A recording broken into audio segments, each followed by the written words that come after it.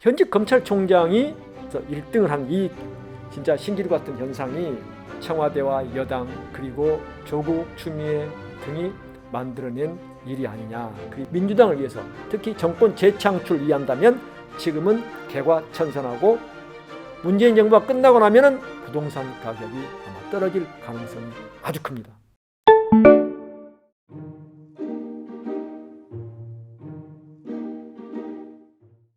(24.7%다) 그리고 이낙연 민주당 대표와 이재명 경기지사를 이미 추월했거든요. 그에 따라서 지금 국민의힘이 됐든 민주당이 됐든 셈법이 아주 복잡합니다.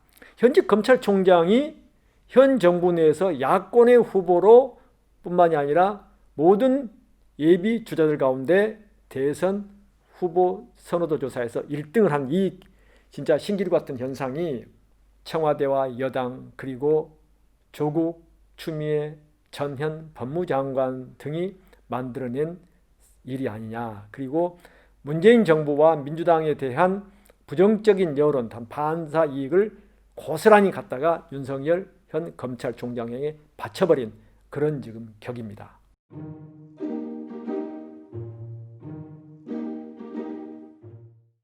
윤석열 검찰총장의 대선 후보 선호도 1위라는 것은 뭘 의미하느냐? 현 정권의 경종이에요.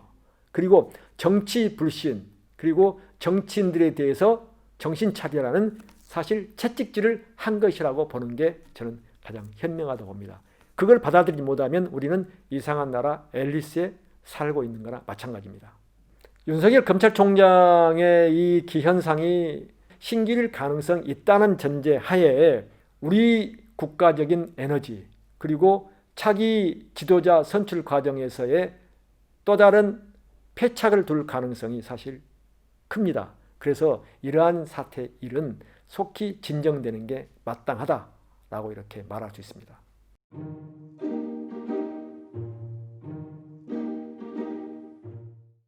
사실 문재인 대통령이 풀어야 돼요. 이 문제의 발단이 뭐냐? 윤석열 검찰총장을 서울중앙지검으로 발탁하고 서울중앙지검장에서 검찰총장으로 승진시키고 그리고 모든 권한을 주고, 그런데 지금은 이러한 사태가 빚어졌다.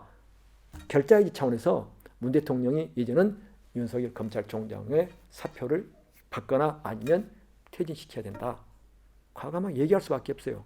대통령이 이 말을 귀찮게 여길지라도 더 끌면 끌수록 심하게만 하면 여권은 더욱더 어려워질 겁니다. 우리가 시체만 올 때 망해가는 거예요.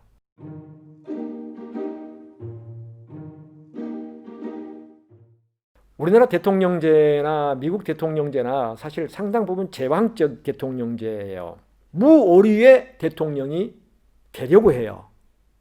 대통령 사과를 잘 안 하잖아요. 그리고 그 청와대 참모들 그리고 180석이 가까운 이 거대 슈퍼 여당이 민주당이 대통령을 무오류의 분으로 만들려고 해요. 그러니까 계속해서 윤석열 검찰총장 같은 대선 후보군 선호도 1위가 나오는 거예요. 이걸 막으려면 대통령이 결단하는 길밖에 없어요. 그리고 민주당도 정신 차려야 됩니다. 진짜 정신 겸손해야 돼요. 그리고 방송에 출연해서 되지도 않는 얘기 그리고 팬덤 현상만 불러일으키는 이러한 의원들은 진짜 자숙을 해야 됩니다. 누구를 위해서? 자기들 위해서. 이런 고언을 충언을 드리면 또 빠돌이들은 손가락질하고 죽여라 그러거든요. 나라와 국가와 민족을 생각하고 본인들 위해서, 민주당을 위해서, 특히 정권 재창출 위한다면 진짜 지금은 개과천선하고 새로운 방향으로 나가야 될 그런 시점이라고 봐요.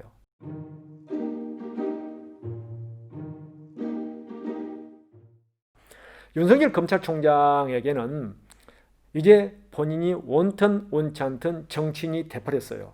여론조사 기관이 저렇게 해서 띄워놓고 언론이 온통 관심을 집중하고 있는 이런 상황이면 본인 의사와 결코 관계없이 정책인 행보를 한다고 지적과 비판을 받을 수밖에 없는 만큼 검찰총장이 아니라 검찰의 정치와 정치 검찰총장이 돼버린 이런 상황을 직시하고 과연 대통령 선거 이런 부분에서 본인의 직접 멘트가 필요하지 않나. 아니할 말로 검찰총장 임기를 8월까지 계속 마치고 싶다면 나는 나가서도 정치하지 않는다라고 선언을 하든가, 그러면 아니면 진짜 정치를 하려면 나가서 하든가 이제는 양자택일을 해야 되는 순간이 다가왔다.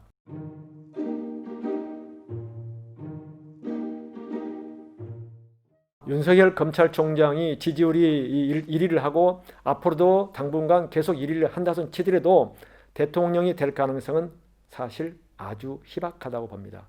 국민의힘도 윤석열 검찰총장을 물론 충청권 의원들은 강력히 선호하지만 영입해서 윤석열 검찰총장을 야당의 대선 후보로 단일화한다. 이건 어렵습니다. 그리고 그걸 민주당은 노리고 있을 수 있어요. 그리고 본인의 정치 세력이 없이는 대통령은 할 수가 없습니다. 그리고 180석의 여당이에요. 정권을 운영도 못합니다. 그래서 그건 국가의 불행이에요. 정의하고 싶으면 나가서 2024년쯤에 총선거에 출마해서 2027년을 노려서 하는 게 저는 바람직하다고 봐요. 또 그게 그분이 정치로 가야 한다면 그게 정치 노정이 될 것이다. 이렇게 전망해 볼 수 있습니다.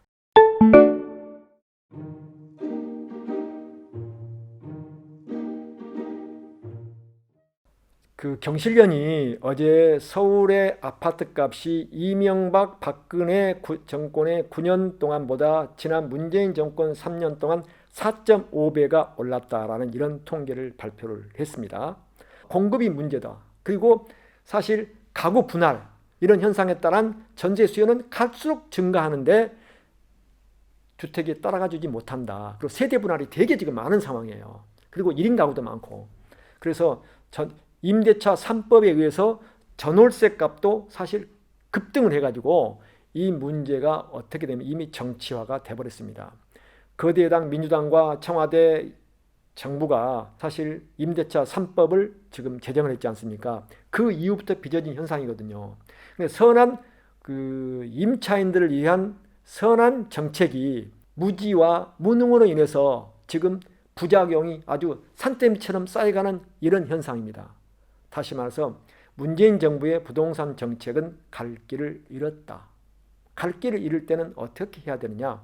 되돌아가서 처음 시작점에서 다시 시작을 하고 뭔가를 짚어봐야 되는데 계속 고집을 부리면서 거기에 따른 규제를 계속해서 강화하고 있는데 하면 할수록 더 스텝은 꼬일 수밖에 없어서 아마 내년 4월 서울시장 선거가 이 부동산 문제 때문에 집값과 전월세 이 문제 때문에 아마 상당히 곤혹스럽게 여당으로서는 선거를 치러야 되지 않을까 전망할 수가 있습니다.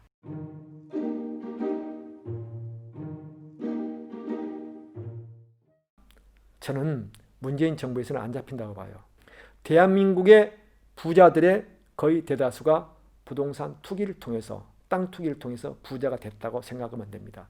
월급을 모아서 심하게 지금 동학개미 이 투자자들처럼 주식 투자를 통해서 연간 몇 년 동안에 뭐 몇억 번다? 그건 완전히 불가능한 얘기거든요. 오직 그 수단이 부동산. 그래서 30대, 40대 초반, 20대 후반까지도 영혼까지 끌어다가 아파트나 집을 사는 이 현상이 수그러들 것이다. 그리고 이미 심리전에서 사실 부동산이나 주식이나 이런 부분이 상당 부분 심리 게임인데 심리전에서 이미 정부는 져버렸어요. 그래서 저는 문재인 정부 기간 동안은 그래서 못 이긴다.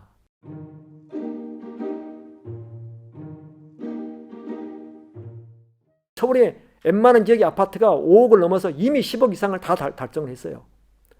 근데 이런 현상들 속에서 어떻게 더 나아가서 지금의 젊은이들 20대 30대 초반들이 집을 못 사요. 다시 말해서 청와대 청원까지 했단 말이에요. 부동산 때문에 서울의 집값이 너무 올라서 결혼을 할 수 없다. 결혼 포기야. 그래서 이들을 살리기 위해서라도 지금 집값의 절반 정도는 더 떨어져도 돼요. 사실 집이란 게 2억짜리도 있고 3억짜리도 있고 5억짜리도 있고 10억짜리도 있고 20억짜리도 있고 30억짜리도 있는 게 집인데 이 지금 현 정부의 부동산 정책은 거의 균일화시키려고 그러는 것 같아요. 월세 전환한다는데 강남의 도곡동 지역에서는 월세가 300만 원 밑으로는 없대요. 이런 나라가 정상인 나라입니까? 제가 볼 때는 비정상인 나라예요. 그래 놓고도 계속해서 고집을 해요. 만약에 문재인 정부가 끝나고 나면은 부동산 가격이 아마 떨어질 가능성이 아주 큽니다. 왜냐? 규제보다는 풀 거니까.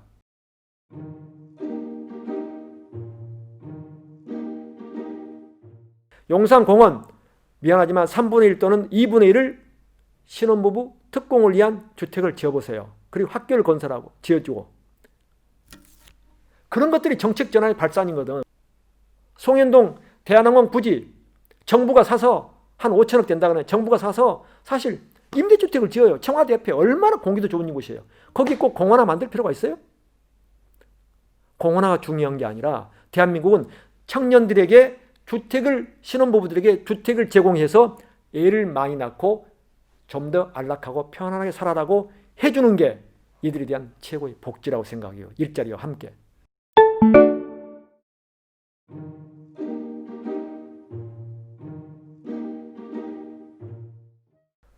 우리나라에 사실 조국 전 법무장관부터 시작된 이 윤석열 검찰총장과 추미애 법무장관과 정권과 이 대결 현상은 사실 어떻게 보면 별로 중요한 게 아니에요. 이건 일과성이에요. 가장 중요한 것은 대한민국 수도권을 중심으로 한 세종시와 충청도 중심으로 한 부동산 폭등 현상, 전월세 문제, 이에 못지않게 더 중요한 실업자 문제, 특히 청년 실업률. 지난 10월 실업자 수가 42만여 명이었어요. 그리고 특히 40대 실업률은 76.8%로 1998년 10월 IMF 사태 이후에 가장 높아요. 이런 현상은 뭘 말하느냐? 이미 대한민국은 만성적인 실업난 그리고 좋은 일자리를 찾기가 어려워지는 현상에 빠져들고 있다.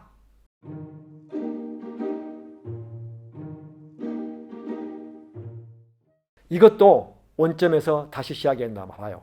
물론 코로나 등으로 인해서 그리고 산업 재편을 통해서 사실 4차 산업혁명이 도래한 만큼 그로 인해서 기존의 일자리가 제조업 같은 일자리가 계속해서 줄어들 수밖에 없는데 우리나라만이라도 그런 범세계적인 경제 조류 현상에 내맡길 것이 아니라 좋은 일자리를 계속해서 만들기 위한 그리고 붙잡기 위한 제도적 그리고 정치, 경제, 사회 대타협을 이루어야 되는데 계속해서 내맡겨 두는 거예요. 그리고 정부는 정부의 예산 가지고 그다음 다시 말해 적자 국채를 발행해서 재정 적자를 통해서 일자리를 단기적인 일자리를 만들어서 수치 노름을 하려고 하는 이런 현상을 끝내야 돼요. 이제는 적나라하게 얘기하고 그리고 이 실업률 현상은 범세계적인 현상이고 한국은 그래도 실업률은 낮지만 한국 같은 상황 속에서 실업자들이 많은 것은 그야말로 사회 안전망이 아주 극히 부실한 문제거든요. 그래서